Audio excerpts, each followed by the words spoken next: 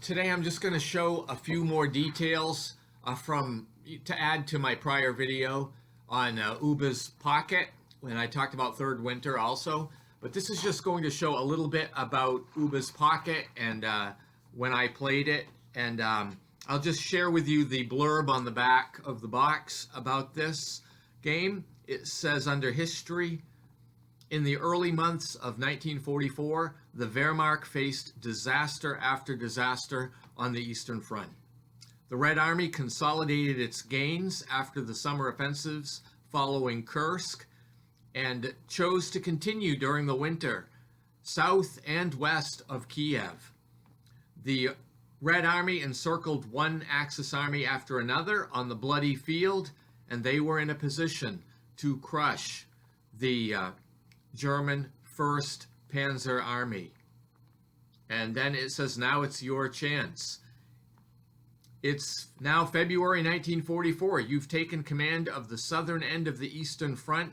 You are in a position to crush the strung out Soviet spearheads and free the 1st Panzer from their embrace. Disaster is at hand. The command, the panzers, and the decisions are yours. So, an interesting little blurb about what this game's about. But I'm going to take you down to the map, and we'll take a look at some slides that I have of a playthrough that I did on this game. So this picture is the very beginning of the game, and you see Kirovograd, which is one of the victory locations. It's one of the first ones that you come upon. And in this picture, the Germans have a couple of fort units. Now, there's a special rule in this game that whenever a Soviet unit gets within 3 hexes of a major or a minor city hex, that hex gets a fort unit placed in it. And so, if it's a 3-hex city, each hex that is within the 3-hex range of a Soviet unit will have a German fort unit raised in it. And this, prevents retreats. That's kind of what's simulated here. So anybody stacked in the hex at that moment is stuck there until they die, basically. And this includes, any unit that enters as a result of a retreat or decides, unilaterally to move in up to the stacking limit. They are now stuck in that fortress city. Now, SPs and trucks also can end up there, and of course they don't contribute to the stacking limits, so you could lose a lot of trucks and SP in there. One of the advantages that you do have in this is that the whole hex, regardless of how many units are in there, can subsist by expending 2 tokens, and it supplies the whole hex for that turn. And you can still railroad stuff in, like more supply in if you need to, if there's a rail line open. And then when units take losses, the fort is always the last unit to go, and that even bypasses the rule, like if the fort uses its action rating as the lead unit, it does not get destroyed. Another unit has to be, and the fort is the last unit to go, and the fort can never be destroyed merely by attrition. So there's a number of rules to consider in this. You'll also see toward the middle top of the picture, you have the 11th Panzer in there, and you've got the 11th Recon Battalion and some of the 11th Panzer there. They were out of supply, but they're not anymore. And because that recon moved in there to help the reopen supply. And even though it looks like the 97th Guard and the 69th Guard are blocking, they're not, because they don't project a zone of control at this moment because they're in move mode. So that 11th Panzer Recon can actually trace supply up to the 1-4 unit at Novomirgorod. So that's just one of the interesting things that you see here.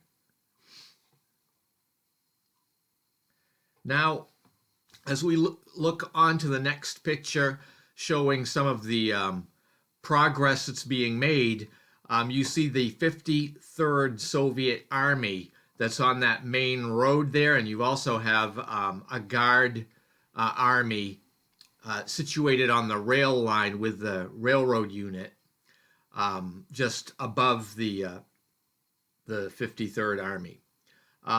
In Kirovograd, that city's now been captured, and so that's one of the victory points in the short game, but it's a victory point hexes for the campaign as well. And you notice the Soviets have some P-39 fighters projecting a patrol zone out of there.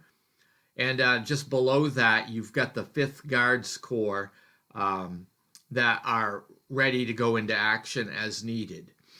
On the German side, we have the 11th Panzer Division, the 10th Panzer Grenadier Division, and then at the very low left-hand side of the picture, you've got the Grossdeutschland Division.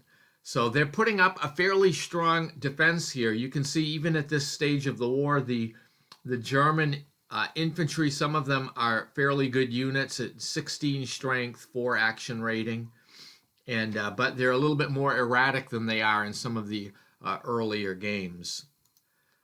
This next picture, I think it's number 7, shows the 47th Panzer Corps. You see it's at a very key junction along 2 secondary roads, and it is providing the support for this defensive position. The Soviet Guards are pushing heavily. There are a number of Guard infantry units here and Guard tank units, and they are going after the German location along this railroad here at Novo Ukranka, and that is another victory point location that the Soviets need to capture. This next picture is showing things around January 26th, and this is showing a picture of Vinica, and the Germans have held this city. It's a major city, and it is a victory point location, of course, but we have the 59th Corps is situated there. You see it's got some trucks. There's also a Panzer Corps along the railroad just to the southeast, and we have some air support available here. We have a squadron of FW-190s there, as well as some Stuka 87 Ju-87s that you notice that 17 ground support rating, which is fairly significant. And then you've got the 17th Panzer is providing backup here, and you have a very thinly held line with those, infantry regiments is mostly what you're seeing there. So it's not, this is a precarious situation here for the Germans, as one would expect. This next picture, I think it's turn 8. This is a February 1st of 1944. This is at the very top left of the picture. You see Spola, which is it's a minor city, and you can see it's turned into a fort there because Soviet units are right up against it. But that is an important location. That is a road, a secondary road goes through there, as well as a rail line. So this is something that the Germans are going to want to hold on to if they can. We also have the 7th Guard Army headquarters. You see that sort of in the center of the picture, and it's providing command and control for this attack.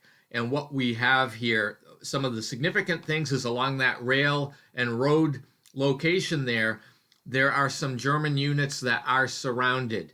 You've got the 320th Infantry Division, but I don't think it's at full strength. I believe there's a a loss marker underneath it.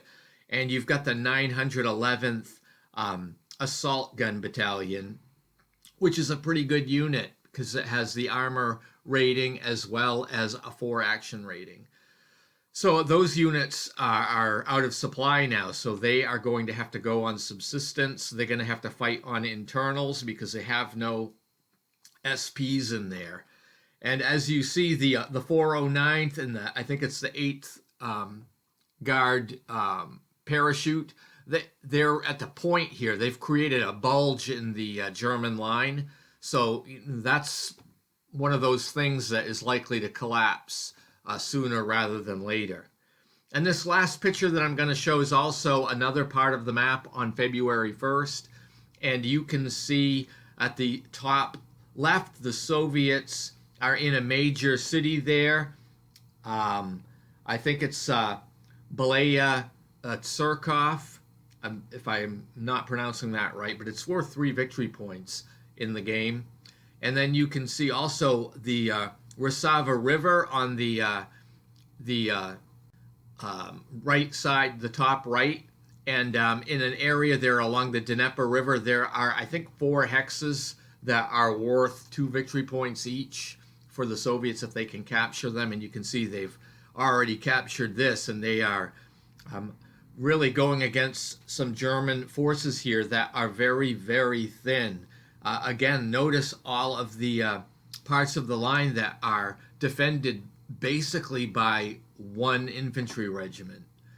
So, this is not a great situation for the Germans. Anyway, that's what you expect to have happen in this game in Hube's Pocket, and this is where I'm going to cut the video off. There are quite a few turns left in the game. I think 20 turns, more than 20 turns left at this stage. But it gives you a little bit of an idea of how my playthrough is going. So thank you for watching. Have a great day. Stay tuned if you want to see more war game videos.